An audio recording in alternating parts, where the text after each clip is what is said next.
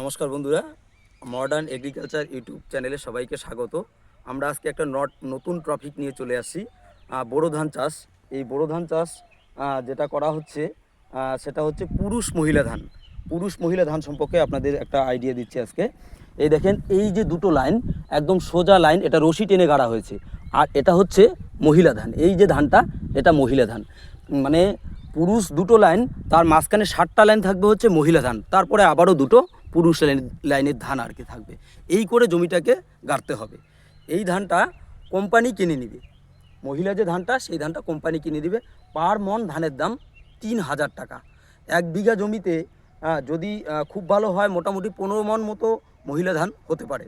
যদি কমও হয় 8 থেকে 10 মনের কম হয় না মহিলা ধানটা। মজার বিষয়, এই যে মহিলা ধানটা, এই মহিলা ধানটা কোম্পানি কিনে নিবে ফার্মারদের কাছ থেকে 3000 টাকা দরে। এক এক মন ধানের দাম 3000 টাকা। যদি 10 মন ধানও হয়, যদি 3000 টাকা মন হয়, তাহলে আপনারা হিসাব করে দেখেন 10 মন ধানের দাম কিন্তু 30,000 টাকা। নর্মালি বোরো ধান যে করা হয়, সে 1 বিঘা জমিতে 30,000 টাকা আয় করা কিন্তু অনেকটা চাপের বিষয়। তারপরেও কিন্তু আমাদের পুরুষ ধানটা রয়ে যাচ্ছে, যেটা কি লোকাল বাজারে বিক্রি করা যেতে পারে। এখানে আরও মজার বিষয় আছে, যেটা হচ্ছে কি, যদি কোনো কারণে প্রাকৃতিক দুর্যোগ বা খরা বন্যা যে কোনো কারণে হতে পারে, যদি কোনো কারণে ধানটা না হয়, সেক্ষেত্রে কোম্পানি কিন্তু ফার্মারকে পার বিঘা জমি প্রতি 10,000 টাকা দিচ্ছে। যারা এই ধানটা চাষ করতে চান, তারা আমার কন্ট্যাক্ট নাম্বার এখানে দেওয়া থাকলো, আমার সাথে যোগাযোগ করলে আপনারা কিন্তু এই চাষটা করতে পারবেন। নমস্কার বন্ধুরা, আজকে এই পর্যন্তই।